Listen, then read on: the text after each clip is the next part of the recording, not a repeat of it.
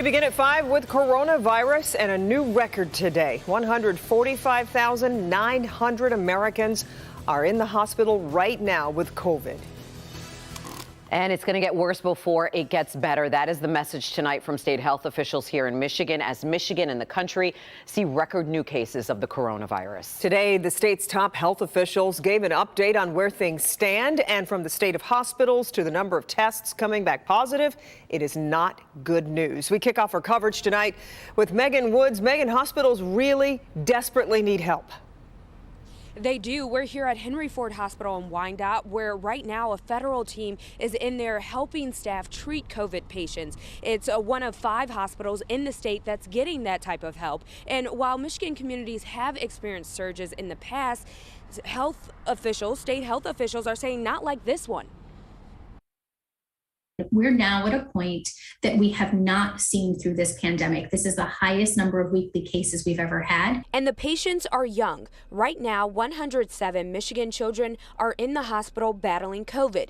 Pediatric admissions are 66% higher than they were the week of December 20th. We know that pediatric vaccine uptake is not where we need it to be, and so children are at risk for some severe outcomes. For some Michigan children, it's no longer a risk, but a reality. And we've had previously healthy young children with COVID develop bronchiolitis, a serious lower respiratory tract infection. We've also had children with asthma develop severe asthma exacerbations with COVID infection. Children aren't the only concern. The rate of hospitalization in the state is increasing in all age groups, the highest ages 20 to 29. The people who are sickest with COVID, the people who are in ICUs and on ventilators, it's much more likely that they are either unvaccinated or unboosted. That's why these health officials say getting vaccinated, boosted, social distancing, and wearing a high-quality mask are even more important now, as a peak is predicted between the end of this month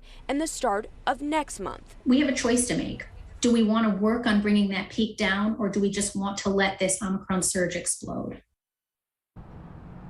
And when they talk about those tools and resources, they're referring to masks, and they are recommending you upgrade to a K95 mask or 2 well-fitting masks put together. And then the Michigan Department of Health and Human Services also announced they will deploy 200 ventilators to hospitals across the state, and that they are sending test kits to libraries, or some libraries in the state, including some in Detroit and Taylor.